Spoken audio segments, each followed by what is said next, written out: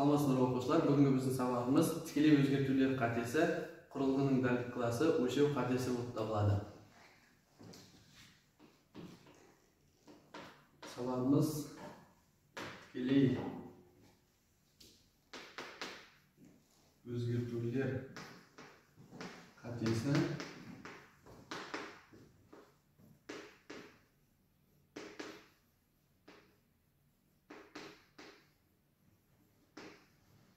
құрылғының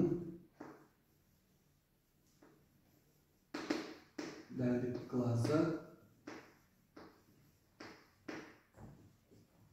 өлшеу қатесі.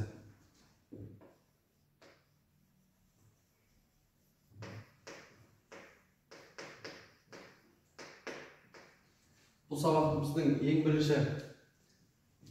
бірінші тақырыбы бұл зертханалық жұмыс болып табылады. Зертханалық жұмыс кезінде белгілі бір қауіпсіздік шараларын сақтау керек. Яғни олармен жеке-жеке танысатын болсақ. Бірінші, зертханалық жұмыста жұмыстың барысын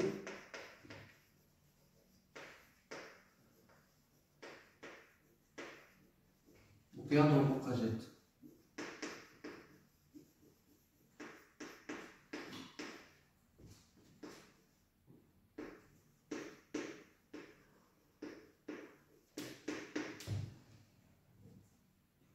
Екінші,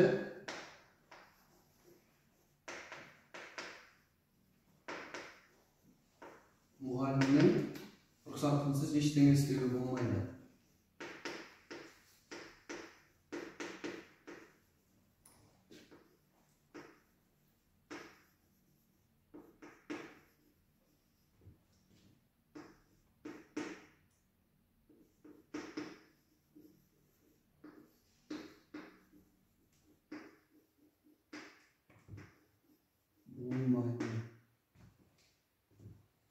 Үшіншіден, бізде сұйықтықтардағы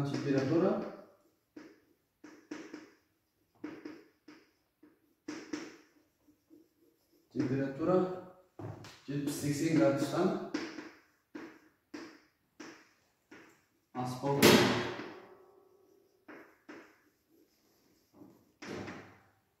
Ол төртінші, өлшеу аспаптарын дұрыстау пайдалану керек.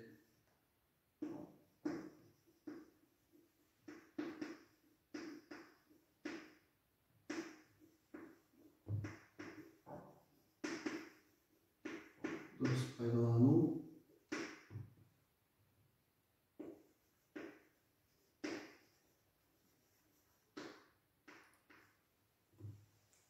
Келесі бізде құрал-саймандарды ретімен қою.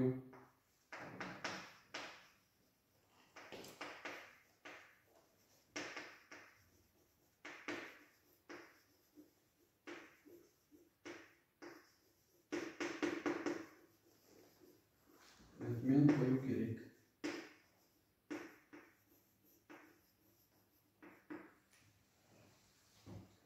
Осы және өзге де қауіпсіздік шараларын қатаң түрде сақтау қажет. Келесі бізде физикалық шама. Физикалық шама дегеніміз не?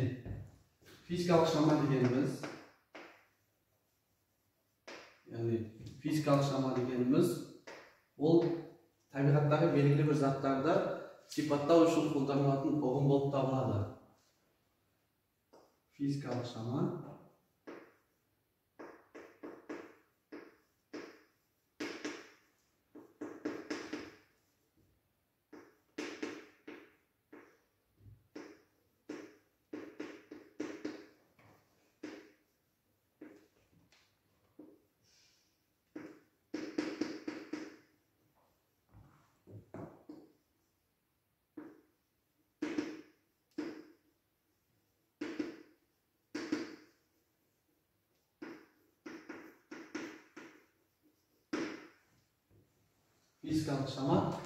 табиғаттағы заттарды сипаттау үшін енгізілген ұғым.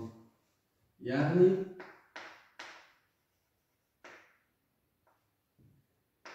физикалық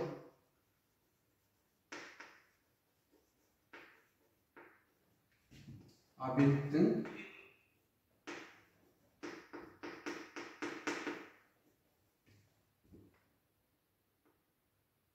құрылысын сипаттау.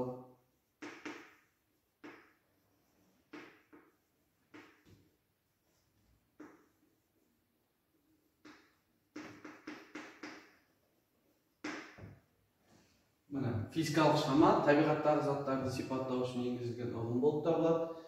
Яғни физикалық объекттің құрылысын сипаттайды.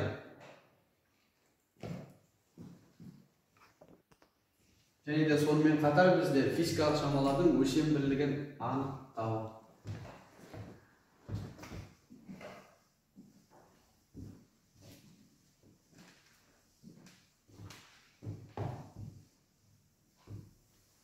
Физикалық шамалардың өлшем бірлігін қалай анықтаймыз? Физикалық шамаларды кез келген мысалы қысым, бізде қысым дегеніміз ол күштің аударымға қатынасы болып табылады. Яғни бізде P тең күш бізде F, S аударым болып табылады. Енді бізде қысым өлшем бірлігі паскаль. Қазір біз 1 паскальда өлшем бірлігін табатын боламыз. F бізде F-тің өлшем бірлігі ньютон, ал S метр квадрат. Яғни 1 паскальда 1 ньютон бөлінген метр квадрат болады. Келесі бізде өлшеу. Өлшеу дегеніміз бұл арнайы құралдар арқылы өлшейтін заттар болып табылады. Өлшеудің екі түрі болады: тура және жанама. Өлшеу тура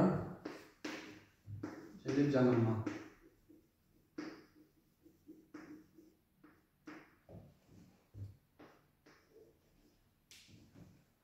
Яғни бізде өлшеуді тура дегеніміз ол мысалы уақытты сағатпен, секундпен, яғни секунд номермен өлшеуді айтады. Немесе ұзындықты сызғышпен өлшейді. Жанама ол шаманың сандық мәнін белгілі бір формула арқылы табу болып табылады. Жанама бұл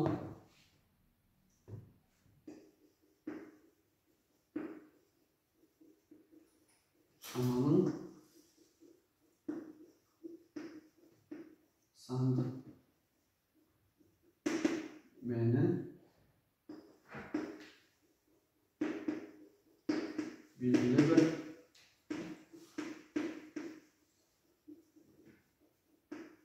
формула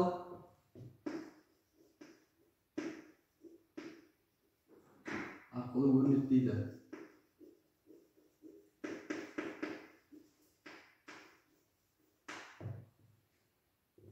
Яғни бізде мысалға бұл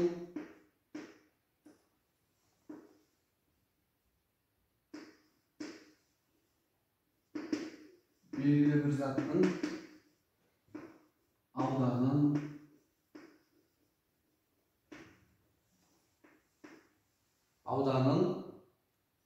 үтір көлемін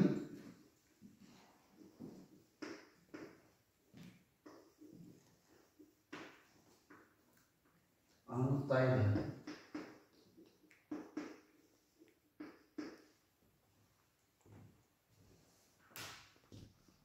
Ал енді егер түсінген болсаңыздар, өлшеу қателіктерін үйренсек.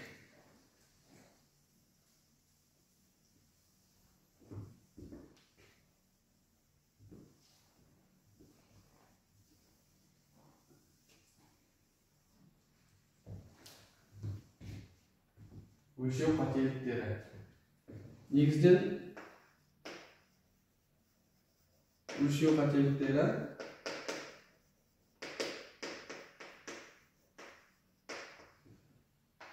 біріншіден аспаптың жаңылышуунан болуу мүмкүн. Асфальттын жаңылышуу.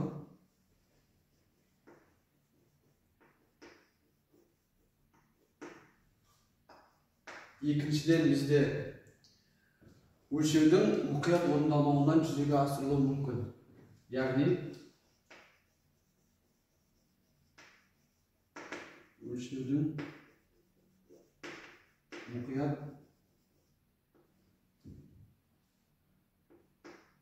болмауы.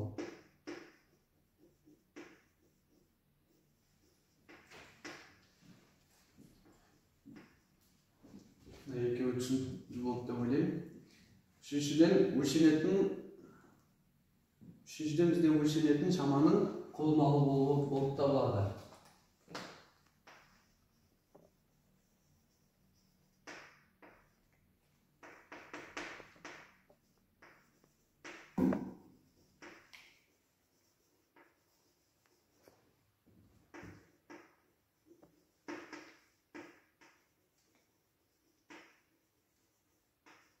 Қолмалы болуы. Келесі бізде абсолют қателік болып табылады. Абсолют қателік бұл арифметикалық орташа мәні мен өлшенетін шаманың мәнінің айырмасы. Яғни бізде кез келген үш нәрсенің өлшемін алайық. Олар бірінші 15 мм болсын, екінші 14 мм, үшінші 13 мм. Енді осы ұзындықтардың арифметикалық ортасын табатын боламыз. Бұл жағдайда біз үшеуін қосып үшке бөлеміз.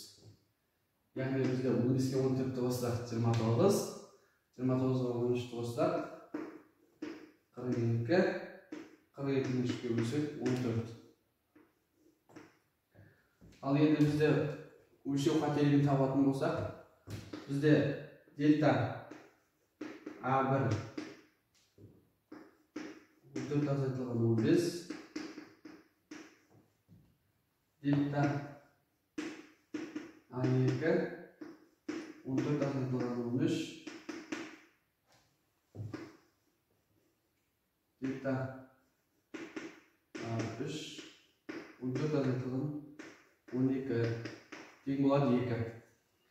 Ал өлшеу қателігін анықтайтын болсақ, бізде тең мына шамалардың үшеуін қосып, бізде минус алынбайды, 4 болады. Оны бөлсек, жоқ шамамен 1/33. Яғни бұл бізде өлшеу қателігі.